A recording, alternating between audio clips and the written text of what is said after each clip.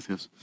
Bien, pasamos al punto quinto del orden del día, 3621/24, RGP 4463, de una representante de la Asociación por los Derechos de los Mayores y sus Familias, ADEMAF, a petición del Grupo Parlamentario Socialista. Puede pasar, por favor, la persona invitada, al objeto de informar sobre medidas necesarias para abordar la situación de las residencias de mayores en nuestra región, por vía del artículo 211 del Reglamento de la Asamblea. Comparece, en representación de la Asociación por los Derechos de los Mayores y sus familiares, ADEMAF, la señora doña Carmen López. Se inicia el debate con la intervención de la señora doña Carmen López, representante de la Asociación por los Derechos de los Mayores y sus familias, ADEMAF, a fin de informar sobre el objeto de la comparecencia, máximo de 15 minutos. Seguidamente, se abre un turno para los representantes de los grupos parlamentarios, interviniendo de menor a mayor al objeto de fijar posición, hacer observaciones o formular preguntas sobre el informado. Máximo, cada uno, de 10 minutos.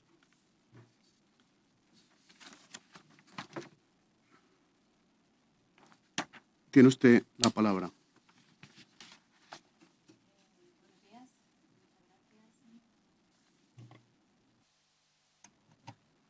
Buenos días. Muchas gracias a esta comisión por la invitación y al Grupo Parlamentario Socialista por proponer la comparecencia. Hoy estoy aquí como representante de la asociación ADEMAF, una asociación de familiares de residencias, y también represento a Marea de Residencias, movimiento social estatal creado en 2019. Pero también, y como no, quiero representar a las víctimas, puesto que soy hija de una de ellas, y digo la palabra víctimas en el sentido más estricto, basándome en las siguientes definiciones de la RAE. Persona sacrificada, persona que padece daño o muere por culpa ajena, persona que padece las consecuencias dañosas de un delito.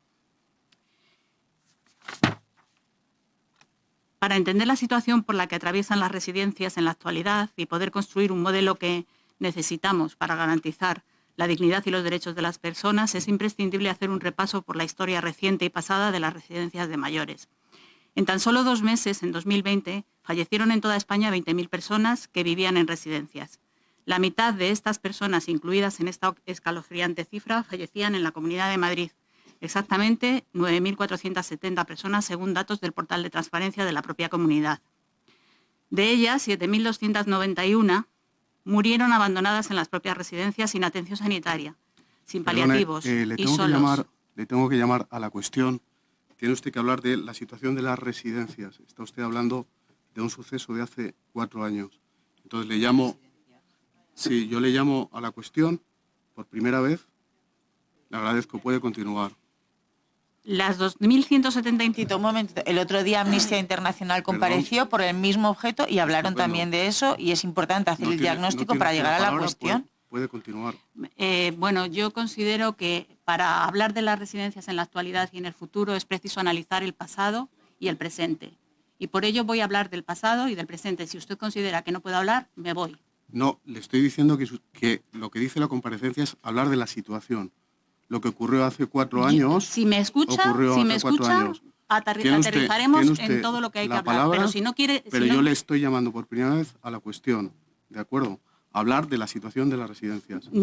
Yo lo que tengo escrito viene a cuento sobre esto. Y la segunda cosa es que ha hecho usted referencia a víctimas de un delito, ¿de acuerdo? Entonces, no, esa vez, solamente he leído la definición de la RAE. Esa vez se lo he dejado pasar.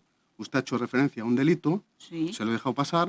La siguiente vez que haga referencia a un delito, le voy a llamar al orden. Señor, yo no he hecho referencia a un delito, he leído una definición de la RAE sobre la palabra víctima. Ha dicho que viene usted representando a las víctimas de las residencias de Madrid. Eso es lo que ha dicho usted literalmente. Vengo representando a la asociación ADEMAF y a Marea de Residencias y a las víctimas, puesto que mi madre fue víctima y murió en 2020 en una residencia.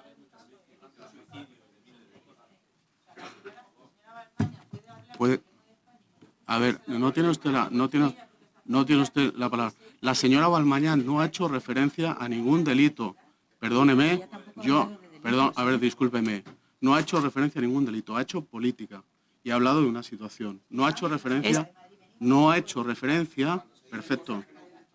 Perdónenme. Esto es política. Pero y pueden creo que ustedes tengo la hablar palabra, de lo ¿no? que quieran. Para empezar, cuando tengan el turno de la palabra. Pueden ustedes hablar de lo que quieran, pero ha hecho referencia a unas víctimas de un delito. Lo han leído literalmente con la definición de la RAE. Y le he tenido que llamar al tema, porque se está hablando del tema de hace 4 años. Presidente, ha hablado de víctimas. A ver, perdone, señora Sánchez Pantoja, no tiene usted la palabra. Puede continuar cuando quiera. Para entender la situación por la que atraviesan las residencias en la actualidad y poder construir el modelo de residencias que necesitamos, que pueda garantizar la dignidad y los derechos de las personas, es imprescindible hacer un repaso por la historia reciente y pasada de las residencias de mayores. En tan solo 2 meses fallecieron en toda España 20.000 personas que vivían en residencias. La mitad de estas personas fallecían en la Comunidad de Madrid, exactamente 9.470 personas, según datos del portal de transparencia de la propia comunidad.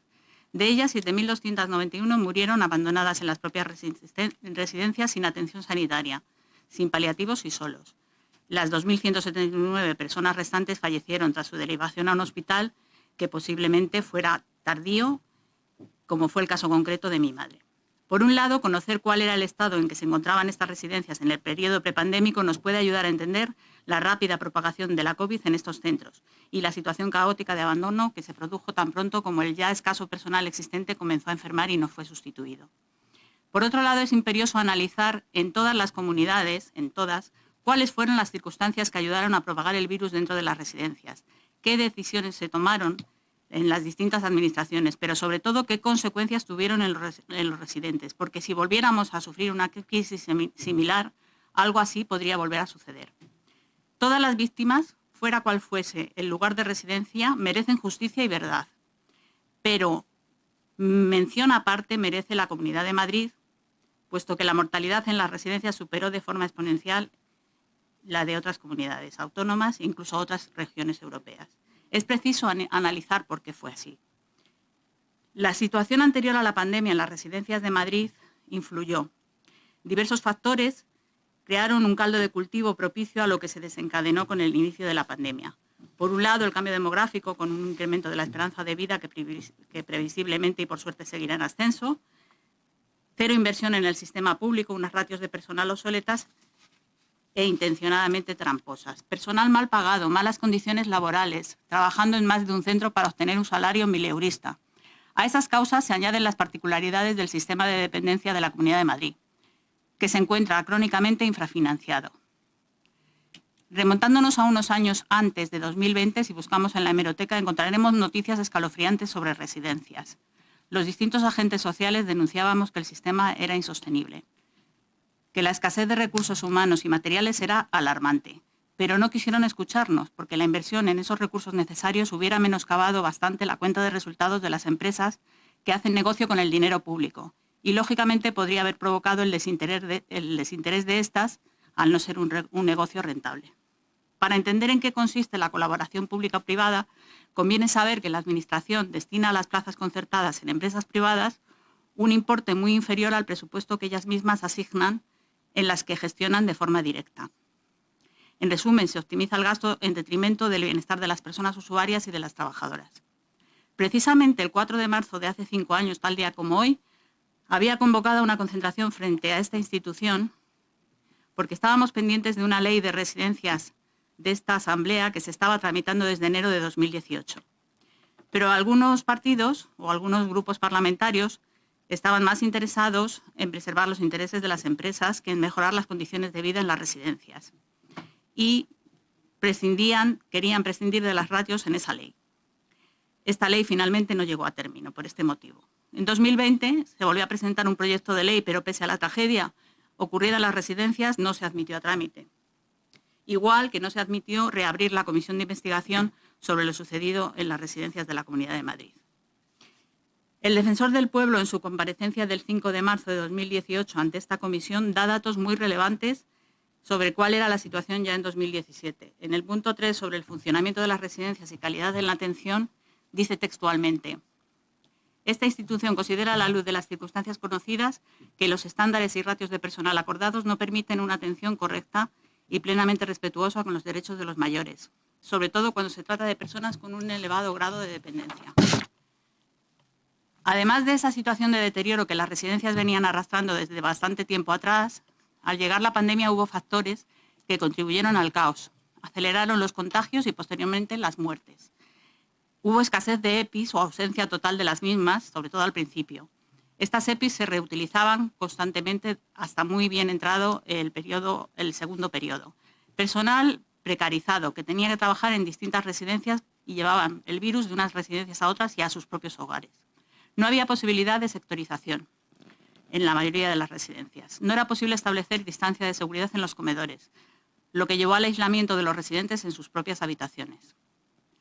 Falta de personal debido a las bajas por enfermedad o cuarentena de trabajadoras que tenían síntomas compatibles con COVID.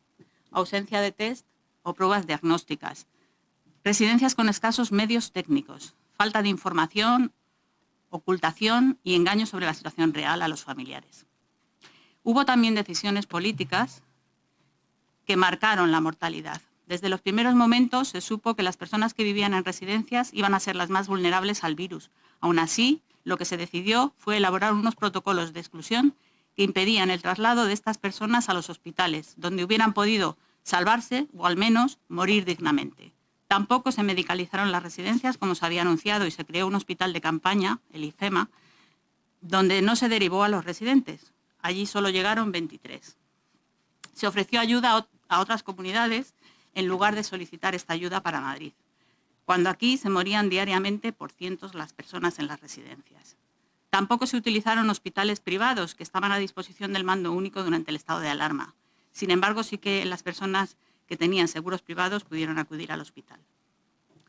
Ante esta situación y la información que llegaba a Marea de Residencias a través de algunos medios de comunicación o a través de los chats de los grupos de familiares y correos que nos llegaban a ADEMAF y a Marea de Residencias, decidimos hacer algo, porque nadie podía entender cómo las personas que desde el inicio de la pandemia se constató que iban a ser las más vulnerables al virus, lejos de brindarles una atención prioritaria, se les estaba dejando morir abandonados en las residencias, aisladas en habitaciones, sin atención, sin oxígeno, sin paliativos y solas. Nos parecía increíble que estuviéramos viviendo algo así, por lo que en una asamblea virtual decidimos impulsar las querellas criminales famosas de Marea de Residencias, contando con abogados de dilatada experiencia que se ofrecieron a trabajar altruistamente.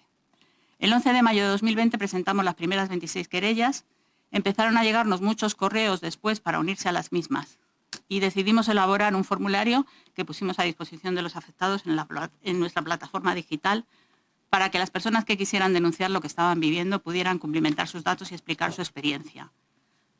Los relatos que describían situaciones realmente dantescas y casi todas tenían en común la prohibición de derivación a hospitales, la angustia de los familiares por la imposibilidad de tener noticias de sus seres queridos, la falta de información desde las residencias o las informaciones contradictorias sobre la salud de los residentes. Llegamos a recibir alrededor de 400 querellas, de las cuales solo 38 provenían de otras comunidades autónomas y además dispersas por toda la geografía española. El resto eran todas de la Comunidad de Madrid, por lo que los abogados decidieron centrar su trabajo en la recopilación de la información y protocolos que se elaboraron en la Comunidad de Madrid. Y con la información de la que se disponía en aquellos momentos, se consideró que había que dirigir las querellas contra quienes constituyeron el mando único que se estableció en Madrid para la gestión de hospitales y residencias: la presidenta de la Comunidad de Madrid, el consejero de Justicia y el consejero de Sanidad. A continuación, para que sirva como un ejemplo de lo que estábamos viviendo, lo que se leía en aquellas querellas que nos llegaban por cientos, cito brevemente algunos párrafos extraídos de 3 de las primeras querellas presentadas el 11 de mayo de 2020. Según nuestros contactos con otros familiares de residentes, han muerto la mitad o más de los residentes. A los familiares no nos daban información, nos ocultaban la gravedad de los hechos ocurridos. Otro caso. Con fecha del 29 de marzo nos llamaron por teléfono. Nuestro padre tenía síntomas del coronavirus, fiebre, tos, neumonía bilateral, que le pasaban a la planta primero junto con otros afectados. El lunes 30 de marzo nos comunican que por su grado de dependencia y por la edad no les estaba permitido trasladarlo al hospital. El domingo 5 de abril falleció. Otro caso. La doctora nos informa que mi madre está muy grave y que posiblemente morirá esa noche. Llamamos a la dirección de la residencia y les rogamos que trasladen a mi madre al hospital. Nos dicen que tienen que recibir la autorización de la Comunidad de Madrid.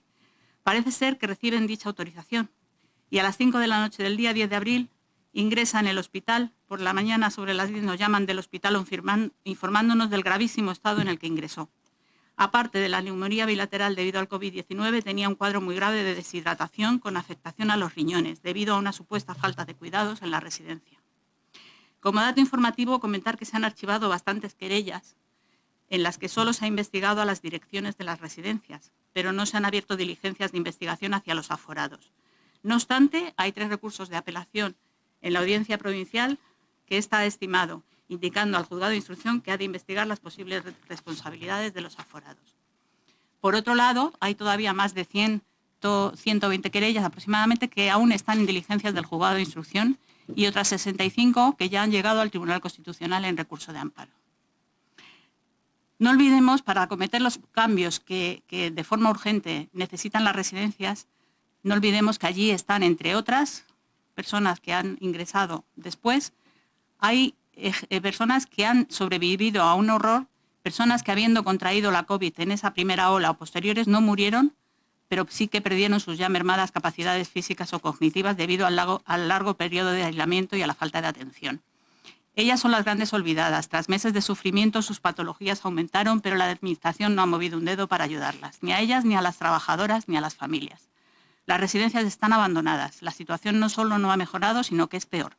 Los trabajadores que se jubilan o se marchan a otro sector no son sustituidos. La excusa es que no encuentran personal para trabajar en residencias.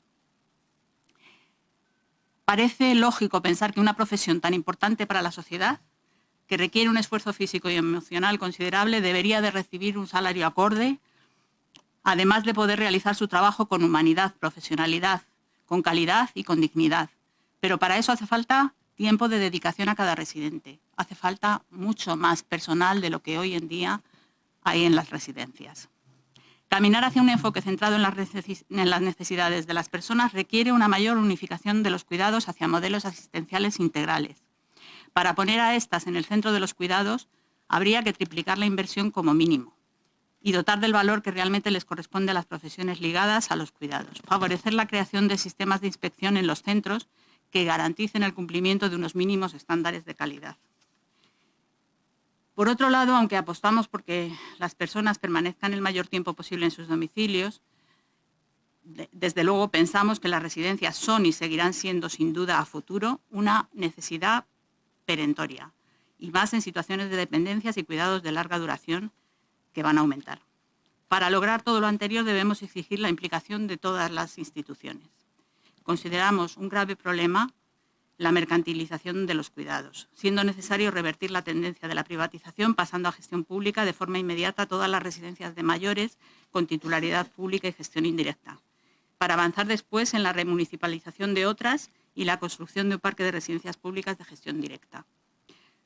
Por último, me gustaría terminar diciendo alto y claro que no, todas las víctimas no hubieran muerto igual. Todas las víctimas no hubieran muerto. No, tampoco hubieran muerto lo mismo en un hospital que en una residencia, porque si hubieran muerto en un hospital lo hubieran hecho ejerciendo su derecho a la sanidad y a una muerte digna. Y no, las familias no hemos pasado página, no olvidaremos y no cejaremos hasta encontrar justicia, verdad y reparación. Se ha agotado su tiempo. Muchas gracias. A continuación, por el Grupo Parlamentario Más Madrid, el señor don Diego Figueras Pérez, o Muñoz, no estoy seguro. Álvarez, disculpe. Tiene usted el tiempo de 10 minutos. Muchas gracias, presidente. Desde luego estamos muy emocionados con esta comparecencia y no es por menos. Señora Carmen López y además de Marea Residencias, tenemos compañeros y compañeras que militan en las distintas organizaciones políticas y que además están viviendo todos estos 4 años de abandono, y creo que era necesario poner blanco sobre negro de nuevo en esta comisión, igual que cuando vino Amnistía Internacional, lo que ha pasado, porque efectivamente sin saber lo que ha pasado, sin hacer un buen diagnóstico, no podemos hacer una nueva mejora o una situación distinta. Y está claro que el Grupo Popular y yo creo que también la tibieza de Vox, por mucho que el señor Arias a veces nos diga que están de acuerdo, están obstaculizando ese diagnóstico. Y no es triste, yo estuve en la comisión de residencias que se cerró a la mitad, justo cuando tenían que declarar las personas más importantes a nivel político, el señor Escudero, el señor Reyero, y realmente luego no se ha podido hacer nada para poder investigar. Lo último que ha ocurrido después de que la señora Ayuso nos dijera que volvíamos a remover y que eso era hacer saña contra las víctimas, intentamos también hace poco en la mesa de la Asamblea de crear y tener un pleno monográfico para hablar de las residencias y se negaron a poderlo tramitar, igual que, por supuesto, las comisiones. Estamos y vamos a seguir estando todo el tiempo empujando para que de verdad se pueda establecer una verdad, porque sin esa verdad no solo no hay reparación y justicia para las víctimas, y sí, son víctimas. Las víctimas no son solo personas que luego tienen una causa judicial detrás o no, que en este caso además puede que las tengan, las querellas están abiertas. Víctimas, personas que han sido atropelladas en sus derechos, víctimas han sido personas que han sido atropelladas en sus afectos y que en muchos momentos sufren sin que sean escuchadas. Es curioso que todavía siguen siendo escuchadas por la Consejería de Atención Social o por la señora Ayuso. ¿Por qué no escuchan a las personas o por qué no escuchan a los supervivientes? Nosotros participamos desde el primer momento en la comisión y además estuvimos al tanto, yo en concreto, de los protocolos de la vergüenza, porque yo soy psiquiatra, trabajo en el sector público y tenía mucha relación con las personas, los geriatras que estaban intentando hacer esos protocolos y con el señor Reyero. Y estuvimos en contacto esos días por teléfono permanente, sin dormir, para intentar que se anularan esos protocolos, porque luego fueron y se vieron que eran protocolos de obligado cumplimiento y que estaban afectando continuamente a que las personas mayores no estuvieran bien atendidas en la residencia. Luego conocí también el tema de la operación Bicho y lo filtramos a la prensa y gracias a eso se paró, porque la medicalización que se iba a hacer era una medicación de vergüenza, era una especie de tapadillo con 10 ambulancias en unas condiciones de unos contratos que se firmaron prácticamente a dedo. Eso lo pudo decir un poco Carlos Moore, que también compareció, pero que realmente se quedó sin investigar. Y es verdad que desgraciadamente todo sigue igual o casi peor. Los nuevos acuerdos no han cambiado nada el criterio de primar lo económico sobre la calidad de los cuidados. Estamos hablando de situaciones que se siguen repitiendo. Estamos hablando de supervivientes en las residencias, las propias personas mayores y los familiares que han soportado duelos que no están siendo apoyados, duelos que no están siendo bien atendidos y sobre todo también situaciones médicas que todavía siguen siendo absolutamente en precario. La medicalización de las residencias apenas existe, no ha cambiado para nada. A las personas mayores que viven en las residencias siguen sin creérselas. En cuanto alzan la voz, se les vuelve a tapar diciendo que están victimizándose o que victimizan o que no, y no es verdad. Hace poco, hoy, acaba de salir el tema de los abusos sexuales en una residencia donde los propios personas mayores no las creyeron. Y eso avanzó más allá de lo necesario. Y está pasando continuamente cuando las personas mayores o los propios trabajadores no son creídos. Hace poco ustedes hablaron de lo que pasó en los frailes, efectivamente, con el nuevo, ya lo ha dicho la compañera del grupo parlamentario del PSOE, con el nuevo acuerdo y donde las propias trabajadoras no se atrevían a hablar de las condiciones de la comida, de las condiciones de los cuidados, de las condiciones de las bajas. Entonces, yo creo que sí que hay una especie de manto de sospecha permanente que tiene la derecha con respecto a todo este tema, cuando es una cuestión simplemente de justicia y que desde luego tarde o temprano se va a acabar aclarando, porque las evidencias y las situaciones se van acumulando y a veces al principio no salen, pero poco a poco se van aclarando. No es casualidad que el propio ex consejero Reyero escribiera un libro sobre el tema y sobre los protocolos, sobre murieron de forma indigna. Yo creo que es necesario que le podamos dar una vuelta, ¿no? Y creo que es verdad que las residencias siguen abandonadas. No solo las residencias públicas concertadas, sino todas las residencias directamente privadas que siguen haciendo un negocio y donde más de 52.000 personas siguen viviendo en ellas en unas condiciones que a cualquier cosa que pase, a cualquier situación que pase, va a volver a pasar exactamente lo mismo y está sin revisar. No entiendo No entendemos a la derecha y al gobierno del Partido Popular que no quiera investigar bien todo esto, que no se haya una comisión, no solo política, sino también una comisión técnica para poder investigar lo que ha pasado y cómo podemos mejorar los modelos.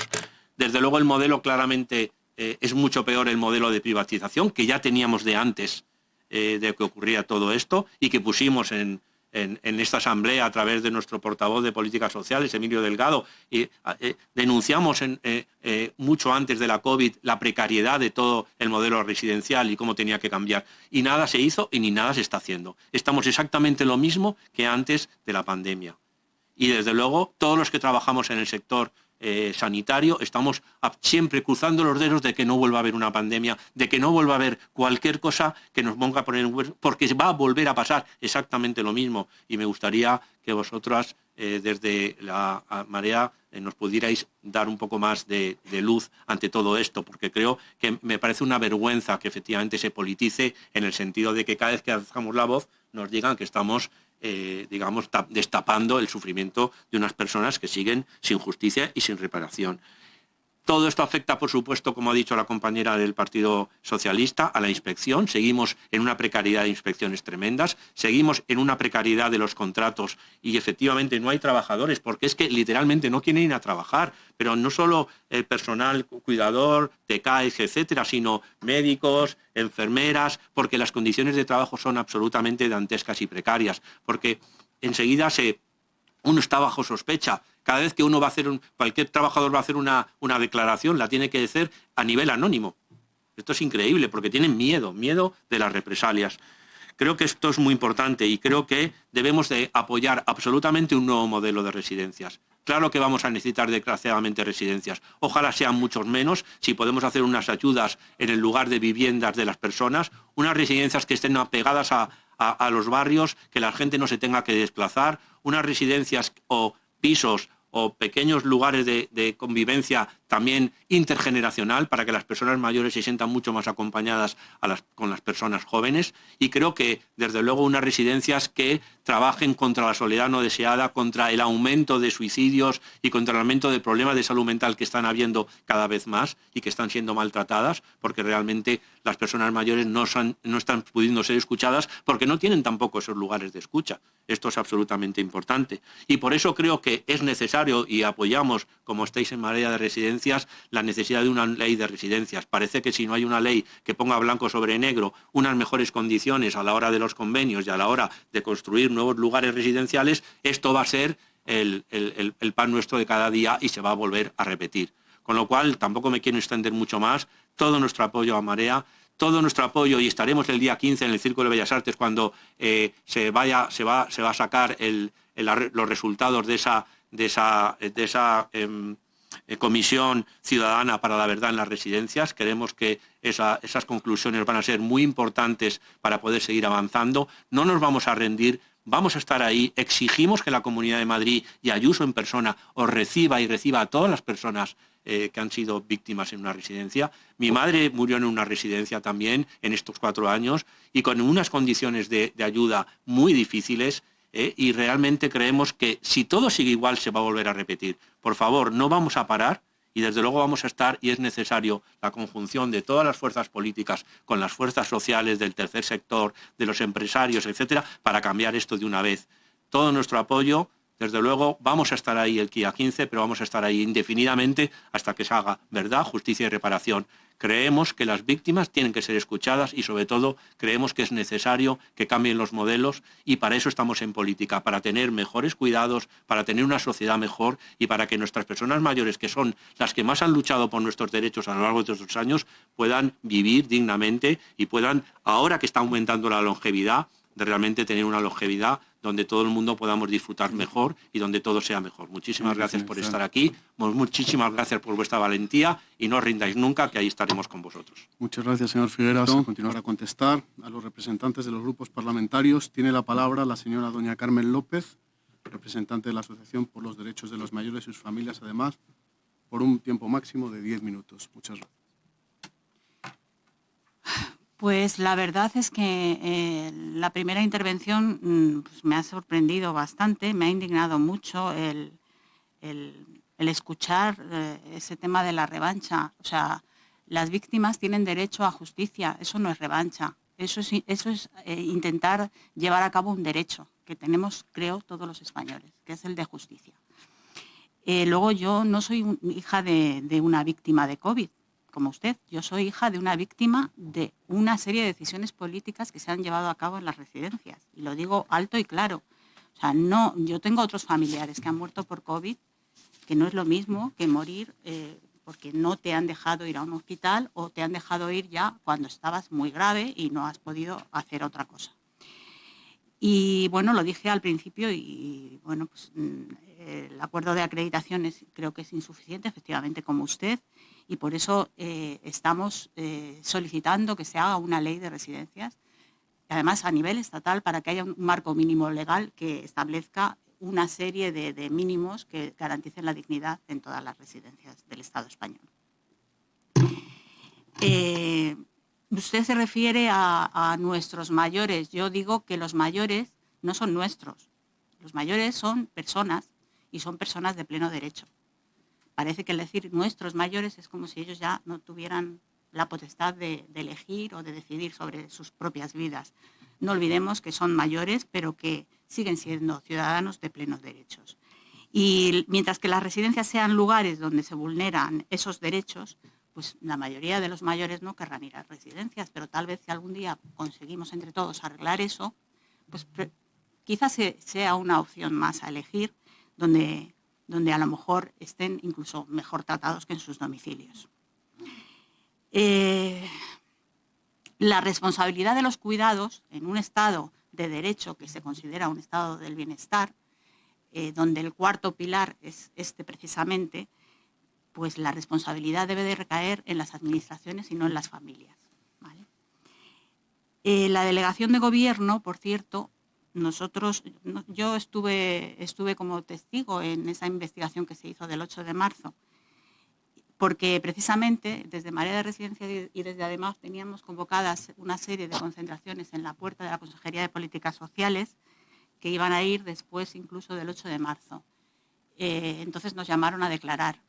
Se hizo esa investigación, parece ser que eso quedó en nada, pero realmente nosotros decidimos desconvocar esas concentraciones que iban después del 8 de marzo por responsabilidad propia y no porque la delegación de gobierno nos dijese nada. De hecho, el día 11 de marzo estuvimos reunidos porque nos llamó el consejero de Políticas Sociales y allí estaba también el director de la atención, el director del AMAS en aquel momento, que hoy día es el director de la atención al mayor, Óscar Álvarez, y nos trasladaron la preocupación que tenían ellos mismos ante la situación que se venía encima.